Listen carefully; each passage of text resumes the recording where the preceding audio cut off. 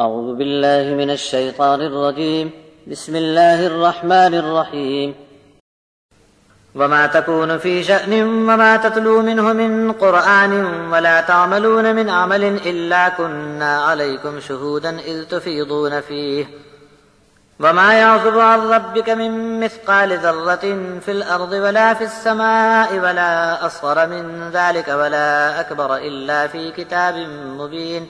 ألا إن أولياء الله لا خوف عليهم ولا هم يحزنون الذين آمنوا وكانوا يتقون لهم البشرى في الحياة الدنيا وفي الآخرة لا تبديل لكلمات الله ذلك هو الفوز العظيم.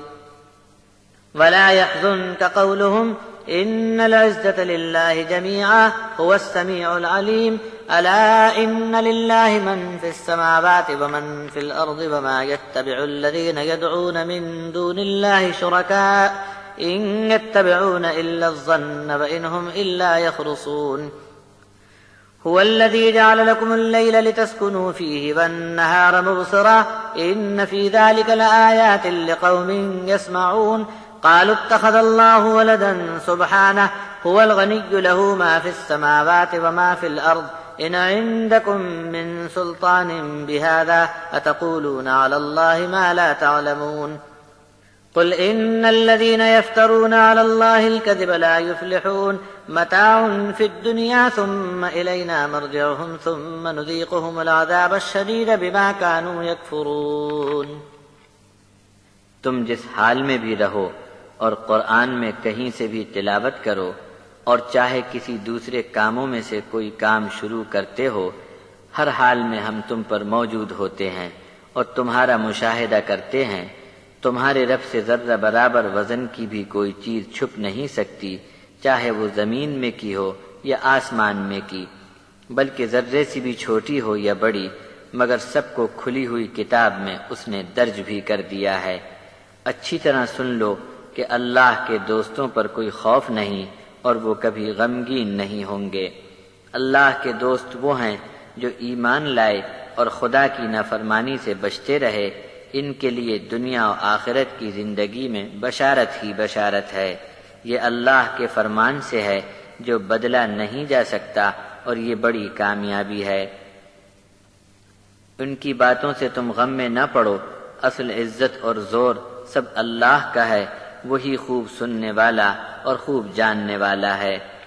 آگاہ ہو جاؤ کہ جو کوئی بھی آسمانوں میں اور جو بھی زمین میں ہے سب کا سب صرف اللہ کا ہے، اور یہ جو پیچھے پڑے ہیں اللہ کے سوا دوسروں کو شریک بنا کر پکارنے میں، یہ سب خیالی گمان کے پیچھے پڑ گئے ہیں. ان کے پاس کچھ بھی نہیں مگر اٹکل بازی ہے.